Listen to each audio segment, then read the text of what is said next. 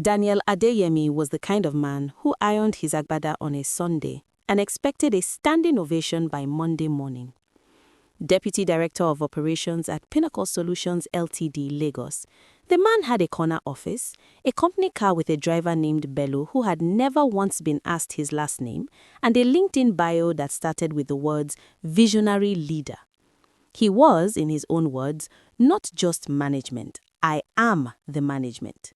His wife, Norah, had heard that phrase so many times she'd started finishing it before he could. Norah, I'm not just the management. Yes, Daniel. Amara, don't put that in your mouth. Their daughter, Amara, was 3 years old, built entirely out of stubbornness and biscuit crumbs, and currently trying to eat a crayon while her mother cooked, cleaned, and held an entire household together with the quiet competence of a woman who had long stopped expecting applause.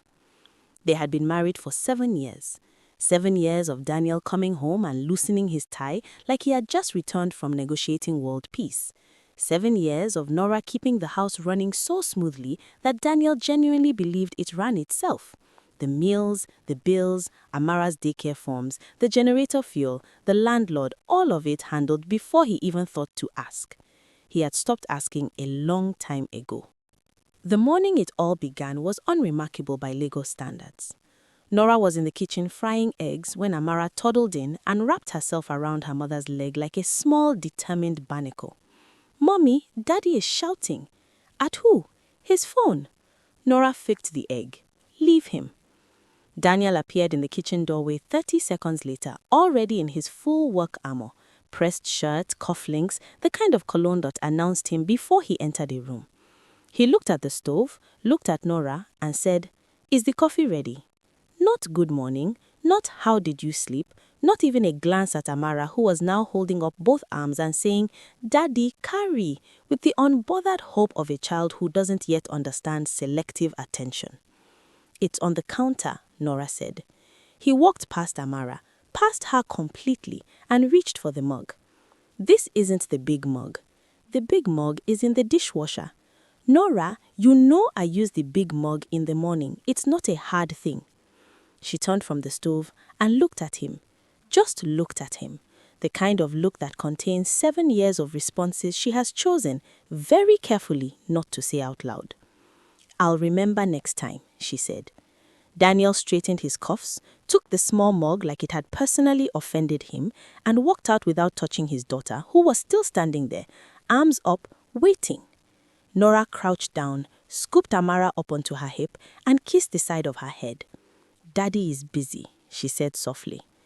"Daddy is always busy," Amara said, with the devastating clarity that only 3-year-olds can deliver.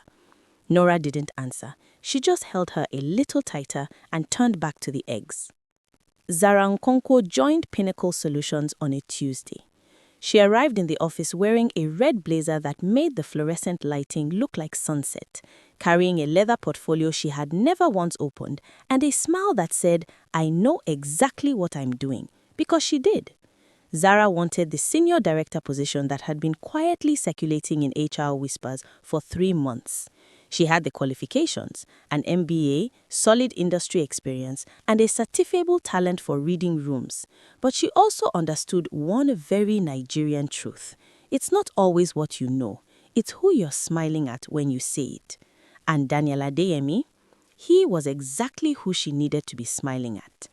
She clocked him within the first hour. Noticed how he held meetings like a man who needed people to need him. Noticed how he paused just a bit longer than necessary when someone paid him a compliment. Noticed how when she asked a colleague, "Who is the real force in this office?" 3 different people pointed to him without being asked twice. Perfect, she thought, and wrote nothing in her portfolio. It started after a Thursday strategy meeting. Zara had lingered, flipping through her notepad with a small, thoughtful frown, an expression she had practiced quietly in her bathroom. She was not proud of this, but she was practical. "Sir, can I ask you something?" Daniel, who had been about to eat his chin-chin in peace, straightened immediately. "Of course, my door is always open." "Your presentation today, the restructuring framework, I've studied a lot of models, but I've never seen anyone break it down that clearly. Where did you develop that approach?" There is a specific frequency at which a man who has not been genuinely complimented in 2019 will vibrate when someone says something like this. Daniel hit that frequency immediately. His chest expanded approximately 2 inches. "Well," he said, pulling out a chair with the energy of a man who had been waiting years for this conversation. "Let me explain my thinking." He talked for 45 minutes. Zara took notes. Thorough, focused, admiring notes. Mostly she was writing, "buy tomatoes and collect dry cleaning," but her face said, "This is the most useful information I have ever received." And that was what mattered. Daniel drove home that evening doing 10 kilometers over the speed limit, feeling mysteriously excellent about himself and not entirely sure why. By Friday, they were having lunch together. By the following Wednesday, he was texting her memes about office politics and calling it team bonding. By the end of the month, he was staying late at the office. Quarter-end reports, Norah, you wouldn't understand. Coming home after Amara was already asleep, smelling of takeaway food and a long day that he never once described. Norah would hear the door, hear him drop his keys in the bowl, hear the generator click on, and she would lie in the dark for a moment before deciding whether to get up. Most nights, she stayed in bed. Most nights, he didn't notice. "You look tired," her friend Blessing said on a Saturday phone call, and then corrected herself. "Sorry, I mean you sound tired." "I'm fine," Norah said, watching Amara stack blocks on the sitting room floor. "He's just busy. Work is demanding." "It's always demanding with that one." "Blessing. I'm just saying, 7 years and the man still can't say good morning before he complains about a mug." Norah laughed genuinely, briefly, and then stopped like she'd caught herself doing something she shouldn't. "He's a good provider," she said, quietly, like she was reminding herself. "So is a vending machine," Blessing said. "Doesn't mean you have to be grateful every time it gives you something." Norah didn't respond to that. She watched Amara knock down her block tower, look at the ruins for a moment, and then very calmly start building again. She recognized something in that. She just wasn't ready to name it yet. The first time Daniel missed Amara's birthday, he had an excuse prepared before Norah even called. "It's the Henderson account, Norah. International client. You can't reschedule these things." "Daniel, she's turning 3. She's been asking for you since morning." "Children don't even remember their birthdays at that age." There was a silence on the line so sharp it could have cut the cake without a knife. "I'll bring something home," he added, the tone of a man who believed that objects could substitute for presents. "Don't bother," Norah said, and hung up. She put the phone face down on the kitchen counter, straightened her wrapper, walked back into the sitting room where Blessing had organized a small party. Balloons, small chops, a chocolate cake that Amara had already attempted to put her entire fist into, and smiled like nothing had happened. "Where's Daniel?" Blessing asked, reading her face immediately. "Henderson account." Blessing opened her mouth. "Don't," Norah said pleasantly. Blessing closed her mouth, handed Amara another party hat, and said nothing for a full 4 minutes, which was a personal record. What Daniel was actually doing at the office that evening was sitting across from Zara in the small conference room they had quietly claimed as their room, the one on the 4th floor that nobody booked because the projector made a sound like a dying generator. Zara had ordered suya from the place 3 streets away. She knew by now that Daniel liked his with extra onions and no tomatoes, that he ate with his hands when he thought no one was watching, and that the fastest way to make him feel important was to ask for his opinion on something she had already decided. "I'd been thinking about the West Africa expansion proposal," she said, sliding a printed document toward him. "I drafted something, but I want your eyes on it first, before anyone else sees it." Before anyone else sees it. She had learnt that phrase was a key that opened a very specific door in Daniel's ego, the idea that he was the first, the most trusted, the one who mattered most. He pulled the document toward him with the gravity of a man reviewing a national budget. "You have good instincts," he said after a moment, not looking up. "But you bury your strongest point. Lead with the projected revenue figures. Make them feel the money before you explain the plan." "That's exactly what I couldn't figure out how to phrase," she said, which was not true. She had phrased it correctly the first time. She had moved the figures on purpose. "See, this is why I needed you to look at it." Daniel leaned back in his chair with the satisfied expression of a man who had just been told his soup was the best in the room. Meanwhile, in Lekki, his daughter had fallen asleep in her party dress waiting for him. It was Bello, the driver, who first noticed. Bello was a quiet man of 51 who had worked for Pinnacle Solutions for 12 years and had driven 4 different deputy directors during that time. He had a personal policy of seeing nothing, saying nothing, and minding the road, but he was not blind. He noticed that Madame Zara had started timing her exit from the building with Oga's, not every night, but enough. He noticed the way Oga laughed differently on the phone now, looser, lighter, like a man who had set something down that he'd been carrying. He noticed that whenever they drove home past 9, Oga was quieter than usual. Not sad quiet, guilty quiet, which was a different animal entirely. Bello said nothing, he minded the road. But he started keeping a mental record, the way old men do, for a reason he couldn't yet explain. At home, Daniel had developed a talent for being physically present and entirely elsewhere. He would sit at the dinner table scrolling through his phone while Norah set food in front of him, while Amara narrated the full plot of a cartoon he'd never watched, while the evening moved around him like water around a stone. "Daniel, she's talking to you," Norah said, measured and calm. "I'm listening," he said, without looking up. "Daddy, and then the lion said," Amara started. Daniel said. Amara looked at her father for a moment with the careful, assessing eyes of a child recalibrating her expectations. Then she turned to her mother. "Mommy, and then the lion said..." Norah put down her fork and gave Amara her full, unhurried attention. "Tell me everything," she said. Daniel did not notice that his 3-year-old had stopped directing stories at him, or if he did, he said nothing. The shift, the real ugly shift, happened on a Wednesday evening in October. Norah had asked carefully over dinner whether they could talk about going to visit her mother in Ibadan for the Christmas holiday. It was a simple request. They had gone every year for the first 5 years. The last 2, something always had come up. Daniel sighed the sigh of a man who had been asked to carry a fridge upstairs. "Norah, I have a lot going on at work right now. It's October. Christmas is 2 months away. I don't know what my schedule looks like in December. You could check." I said I don't know. Sharper now, the kind of sharp that was new, or rather, the kind of sharp that had been growing slowly and had finally stopped pretending to be something softer. "I asked one question, Daniel, and I answered it. The answer is I don't know. Can we move on?" From the corner of the room, Amara had gone very still, the way small children do when the air in a room changes and their instincts tell them to become invisible. Norah looked at her daughter, looked at her husband, stood up quietly, and started clearing the plates. "Norah, I didn't say I was done eating." "Your food is still in front of you," she said without turning around. Perfectly pleasant, perfectly level. The voice of a woman who had decided somewhere in the last 60 seconds to start spending her energy differently. Daniel watched her back for a moment, confused by something he couldn't name, because the thing he couldn't name was the sound of a person beginning very quietly to stop waiting for him. He picked up his phone. He texted Zara. "Still up? Need to run something by you." The reply came in 14 seconds. "Always for you." He smiled at his screen. In the kitchen, Norah ran the tap and let it drown out the sound of whatever she was refusing to feel.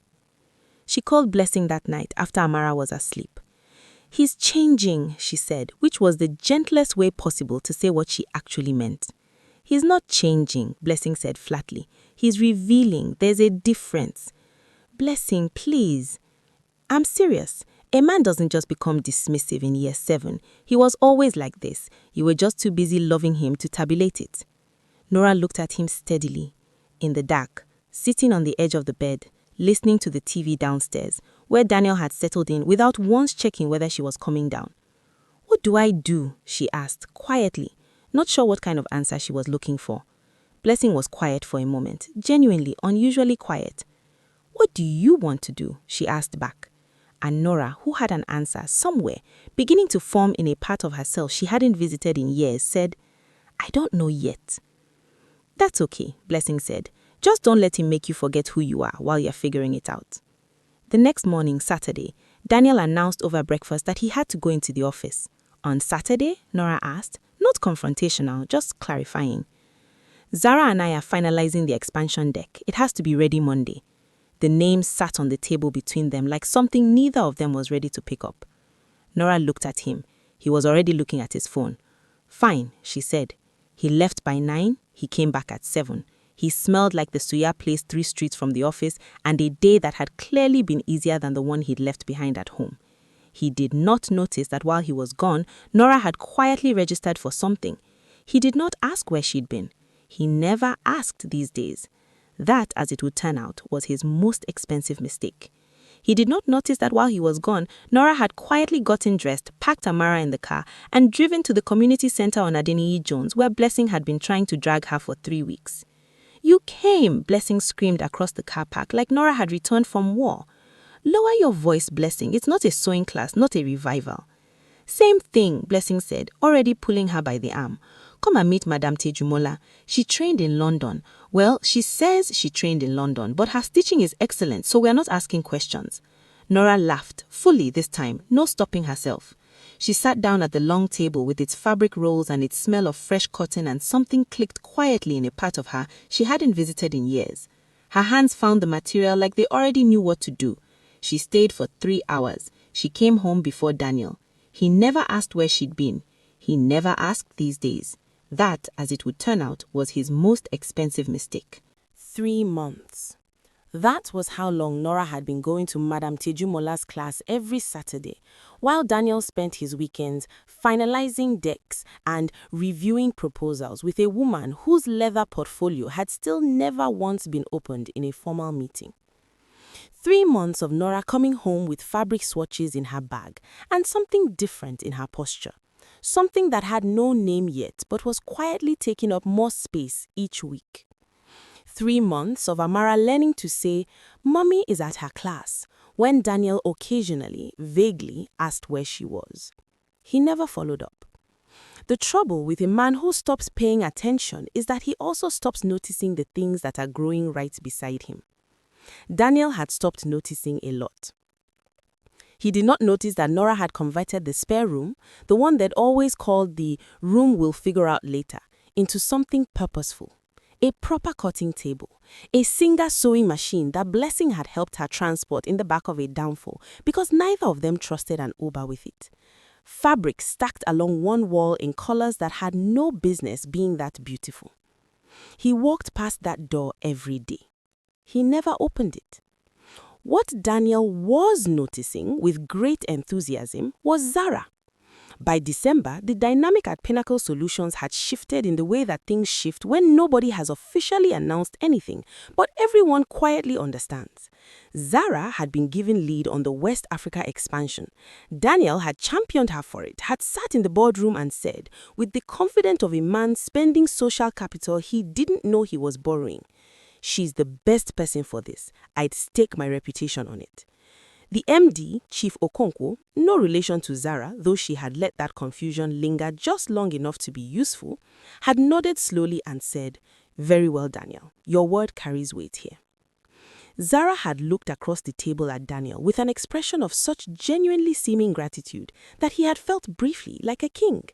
That evening, she sent him a voice note that said, "I don't know what I would do without you in my corner, truly." He listened to it twice, deleted it, felt excellent about himself for the rest of the drive home. Bello, watching in the rearview mirror, minded the road. The explosion, because that is the only word for what happened on that Friday evening in January, started over something small. They always start over something small. Norah had mentioned over dinner that she needed the car on Saturday morning. Blessing was helping her move some equipment, and the Uber prices in January were, in her words, doing the absolute most. "What equipment?" Daniel asked, not looking up. "For my work." "What work?" A pause. "The kind that contains a decision." "I've been taking classes," Norah said steadily. "Sewing, design. I've been working on some pieces, Blessing things, and I agree that it might be time to start selling, properly." Daniel stared at her. Then he did something that Norah would replay for a long time afterward. He laughed, not warmly, not with surprise, the kind of laugh that is really just dismissal wearing a costume. "Norah, don't say my name like that." "Like what? I'm just..." He shook his head, leaning back. "You are talking about selling what exactly? Clothes. You want to become a seamstress?" "A designer, yes." With what business knowledge? I studied business administration, Daniel. 7 years ago, and you've been doing what with it since then? Running a house? He said running a house the way someone might say collecting bottle caps. Norah, be serious. You want to go and be competing with people who have been in this industry for years? I'm not asking for your investment, she said quietly. I'm asking to use the car. I'm trying to have a conversation with you. You're trying to discourage me. There's a difference. Something hardened in his face then. The something that had been building for months. The low-grade irritation of a man who had gotten used to a woman who absorbed things quietly and was suddenly finding that she was no longer absorbing. You know what your problem is, he said, and his voice had dropped to the register that meant he had stopped performing and started meaning it. You're illiterate when it comes to the real world. That's the truth. I'm sorry if it's hard to hear, but someone has to say it. The room went silent. From upstairs, distantly, they could hear the sound of Amara's cartoon. Norah looked at her husband for a long moment. She did not cry. She did not raise her voice. She looked at him the way you look at something you are memorizing before you leave it behind. Then she stood up, picked her plate and walked to the kitchen. Norah, good night, Daniel. She called Blessing at 10 p.m. Blessing, to her eternal credit, did not say, I told you so. She said, come and sleep here tonight. Bring Amara. I'm not running, Norah said. I know. I'm not asking you to run. I'm asking you to breathe somewhere that doesn't have his air in it. Norah looked around the bedroom, at the walls she had chosen the paint for, at the curtains she had hung herself when the curtain man cancelled twice and she'd simply decided to learn. At a photograph on the dresser, her and Daniel at their wedding, both of them laughing at something just outside the frame. She couldn't remember now what it was. He called me illiterate, she said, not dramatically, just factually, like she was reading it off a document. Blessing was quiet for exactly 2 seconds. Pack a bag, I'm sending my driver. Daniel woke up the next morning to an empty bed and a note on the kitchen counter that simply said, Amara is with me. She's fine. We will talk when I'm ready. He stood in the kitchen in his singlet and reading glasses, holding the note, and felt something move through him that he couldn't immediately identify. He almost called her. He picked up the phone, found her name, and then, in the way of men who mistake pride for dignity, he put it back down. He'd give her the weekend. She'd come calmer. They'd talk. He'd explain what he meant. She'd understand. He made himself coffee in the big mug. He texted Zara, free for brunch? The reply came in 11 seconds. I'm already at our spot. Come. He smiled, picked up his keys, told himself everything was fine. Everything was not fine, because while Daniel was eating Eggs Benedict with a woman who was logging every vulnerability like field notes, 3 things were quietly and unstoppably in motion. 1, Norah was at Blessing's house, dry-eyed and decided, sketching a logo for something she had just finally committed to naming. 2, Madame Tejumola had told her 2 Saturdays ago that she had a gift that was being wasted and had given her the number of a market space going for a reasonable rent in Ikeja. 3, the one Daniel knew nothing about, a junior staff member at Pinnacle Solutions named Chidi, who sat 3 desks from Zara and had very good hearing and a deep personal commitment to workplace ethics, had started writing things down. Just dates, just times, just what he had seen and heard. For no reason he could yet explain. But Chidi was a patient man, and patience in this story was about to become the most powerful thing in the room. Before this story comes to an end, do tell us where you are watching from. I love to see how far these amazing stories travel. Enjoy. The hotel was called Echo Prestige, and it had a rooftop bar, Egyptian cotton sheets, and a mini bar that Daniel had never once offered his wife in 7 years of marriage. It had started as a team dinner, a phrase that had evolved over several weeks from a genuine work event into something that was really just the 2 of them at a corner table splitting a bottle of wine that cost more than Norah's weekly grocery budget. The team dinner had become drinks, the drinks had become a second bottle, the second bottle had become Daniel's hand on the table, close to Zara's, not touching, but near enough that the intention was clear. Zara had looked at his hand, looked at him, and made a decision. Not from desire, from strategy. The director role letter was sitting in her email, confirmed, countersigned, effective next quarter. This, tonight, was the last move on a board she was about to walk away from. She had been patient for months. She deserved a good hotel and a free dinner. "Should we get out of here?" she said. Daniel's brain said several things simultaneously, the loudest of which was not the right one. "I'll get the key," he said. Room 412 had a view of the Lagos skyline and a bed the size of a small country. Daniel had never booked a room like this for Norah, not for their anniversary, not for her birthday, not for the weekend trip to Abuja they'd taken in year 3 that he'd arranged at the last minute, and the hotel had smelled faintly of mildew and broken promises. He had told himself then that Norah wasn't the type who needed grand gestures.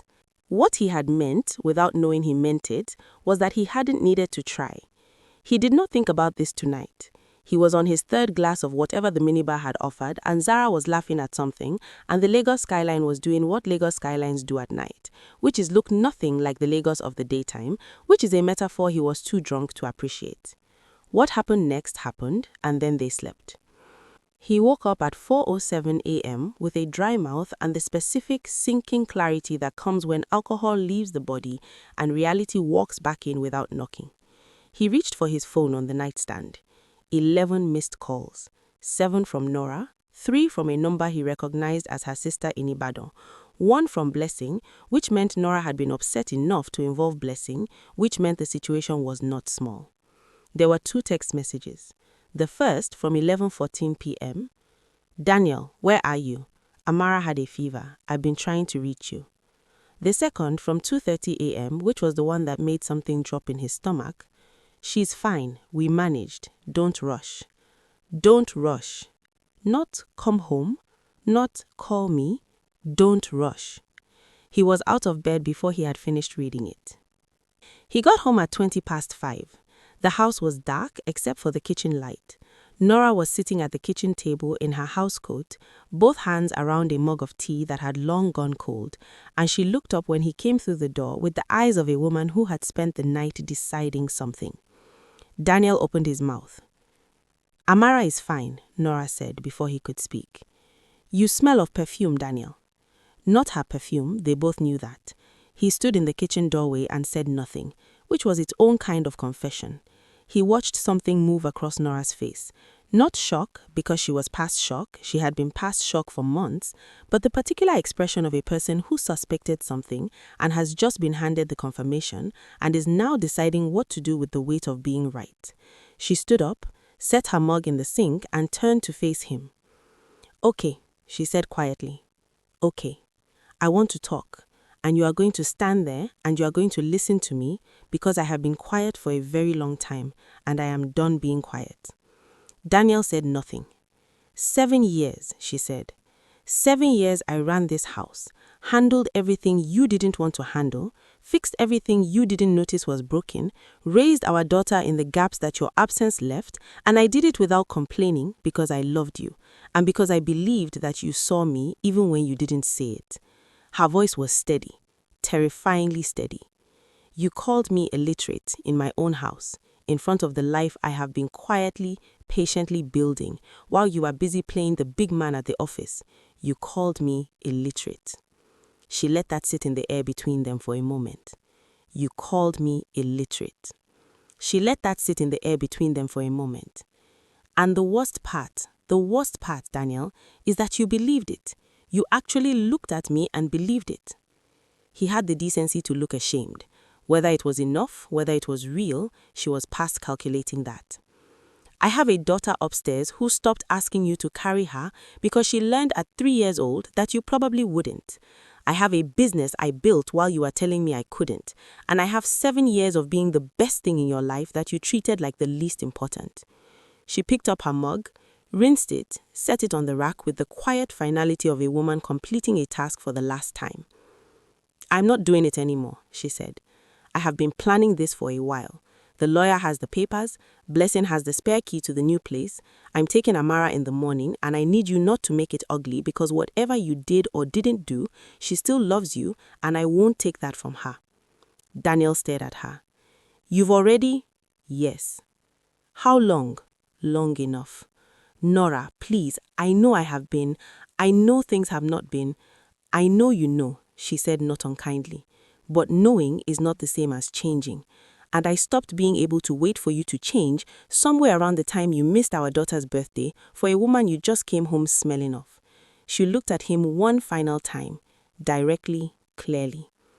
"I deserve better than this, Daniel. So does she. I think somewhere in there you know that too."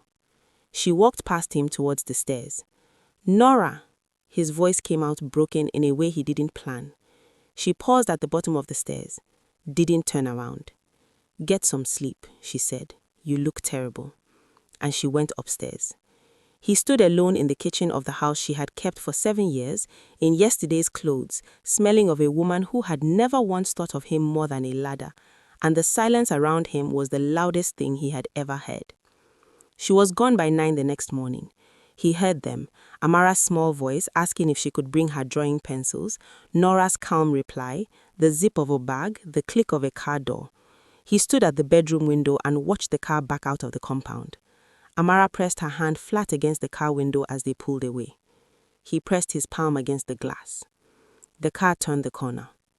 He sat on the edge of the bed and did not move for a very long time.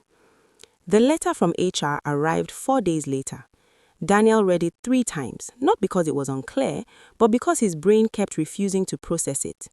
Gross misconduct, abuse of position, inappropriate conduct compromising the integrity of a promotion process. His 11 years at Pinnacle Solutions, his corner office, his business cards that said deputy director, all of it reduced to 3 paragraphs and a Friday deadline for the return of company property. He called Zara. She didn't pick up. He called again. Voicemail. He texted, "Daniel, I need to talk to you, please." The reply came 2 hours later, a single line. "I think it's best we don't communicate going forward. Take care of yourself." He stared at the message. Take care of yourself. He recognized that tone. He had heard it before, the clean closing a door tone. He had used it himself on people he was done with. He understood, with a clarity that arrived too late to be useful, that he had never been a person to Zara. He had been a door, and she had walked through it and was now on the other side, and she had not looked back, and the door was closed, and he was still standing in the hallway wondering what had happened. He showed up at Pinnacle Solutions on a Tuesday. This was a mistake. He knew, technically, that he had been dismissed and was not supposed to be on the premises without prior arrangement, but he had been drinking since Saturday.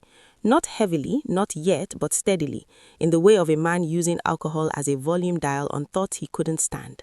And somewhere between the second and third glass on Monday night, he had convinced himself that if he could just speak to Zara in person, he could... What exactly? He hadn't thought that far. He got to the 4th floor. Zara was coming out of what was now unmistakably her office, the senior director's office. Nameplate already up, door open, 2 junior staff waiting outside, wearing a crisp white shirt and the expression of someone who had not lost a single night's sleep. He saw her. Something crossed her face. Not guilt, not fear, something more like the mild inconvenience of an unexpected weather change. "Daniel," she said, carefully, with a glance at the 2 junior staff who were now very still and very interested in the middle distance. Don't do that. Don't say my name like I'm a situation to be managed. You shouldn't be here, you know? You used me." The words came out louder than he intended, and he watched them land in the corridor, watched the junior staff exchange a glance, watched the colleague appear at the end of the hallway and slow down.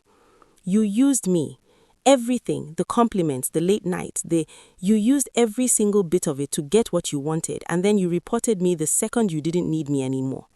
You compromised my promotion process."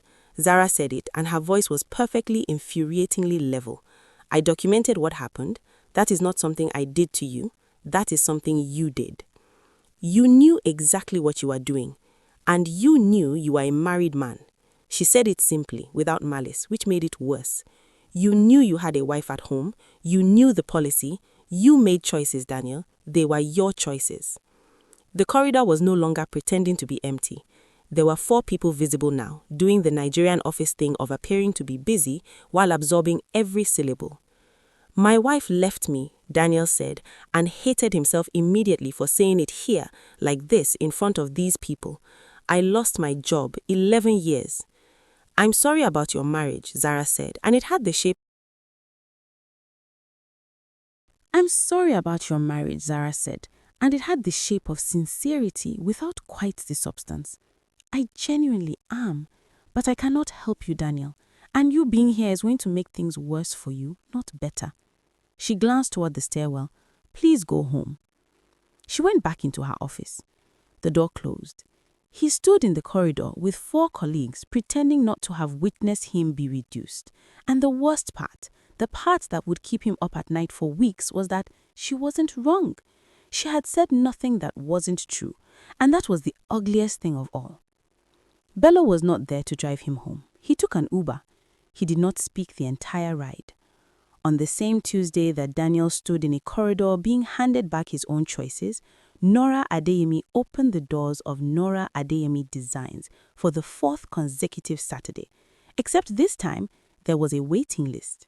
3 bridal inquiries, a corporate uniform contract from a school in Ikeja that Blessing had strong-armed into existence through her network, a fashion blogger with 60,000 followers who had worn one of Norah's pieces to an event and posted about it with the caption, "Small brand, big talent, she needs to be on your radar." The comment had said things like, "Who is she?" and "I need that dress," and "Please drop the link." Madam Tejumola had shared the post in the class WhatsApp group with 17 exclamation marks. Amara had pointed at the phone screen and said, "That's Mommy's dress," with the uncomplicated pride of a child whose mother is the most impressive person she knows. Norah had read the comments quietly at the counter with a cup of tea in her hand in a shop with her name above the door. She didn't cry. She was past the part where things made her cry. She just felt solid, rooted, like a woman standing on ground she had built herself, which is the only ground that doesn't shift when someone tries to take it from you. "Mommy," Amara said from the corner, holding up a drawing, "I designed a dress. Can you make it?" Norah looked at the drawing, a very enthusiastic purple shape with what appeared to be wings. "Baby, this is beautiful," she said seriously. "We might need to work on the structural integrity, but the vision is there." "What is structural?" "Come here, I'll show you." And across town, Daniel Adeyemi, deputy director of nothing, sat at a kitchen table that no one else was eating at, in a house that echoed with a bottle in front of him and his phone face down because there was no one texting and the silence of that was its own kind of noise. He thought about Amara pressing her hand against the car window. He turned the bottle around once, twice, then he pushed it to the other side of the table. Not dramatically, not as a declaration. Just a small, quiet push, like a man trying to find the beginning of something. Not enough yet, but a start. That's the end of this amazing story. Don't forget to drop your comments, share the story with someone because good stories are meant to be shared, and don't forget to subscribe.